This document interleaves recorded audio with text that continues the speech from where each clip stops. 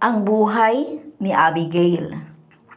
Si Abigail ay asawa ni Nabal, isang lalaking mayaman, ngunit kilala sa pagiging malupit, hambog, at makasarili. Magkaiba man ang ugali nila, pinili ni Abigail na manatiling mahinahon at matuwid. Isang araw, humingi ng tulong si David kay Nabal. Hindi ng pilak, hindi ng ginto, kundi pagkain lamang. Ngunit insulto ang isinukli ni Nabal. Dahil dito, nag-alab ang galit ni David. Handa na siyang salakayin ang buong sambahayan ni Nabal. Nang malaman ito ni Abigail, hindi siya naghintay ng pahintulot.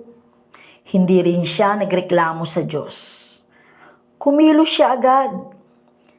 Naghanda siya ng pagkain at mag-isa niyang sinalubong si David. Nagdali si Abigail at kumuha ng mga tinapay.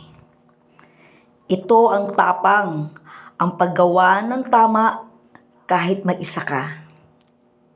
Pagharap niya kay David, yumukod siya hindi dahil siya ay mahina, kundi dahil marunong siyang umunawa. Hindi siya nakipagtalo, hindi niya pinahiya ang kanyang asawa. Ginamit niya ang karunungan at kababaang loob. Napigilan ang galit ni David, napigilan ang pagdanak ng dugo.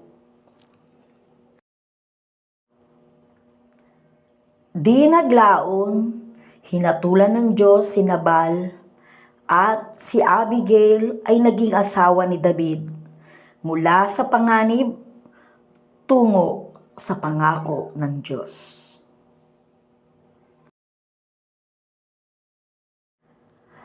Ang karunungan ay mas malakas sa galit. Ang tapang ay hindi palaging maingay.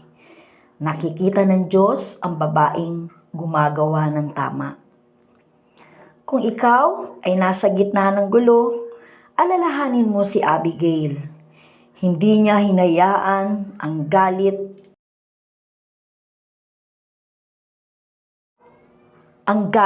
ng iba na sirain ang plano ng Diyos. Minsan, ang isang pusong matalino at tapat ang mismong kasagutan sa panalangin ng marami.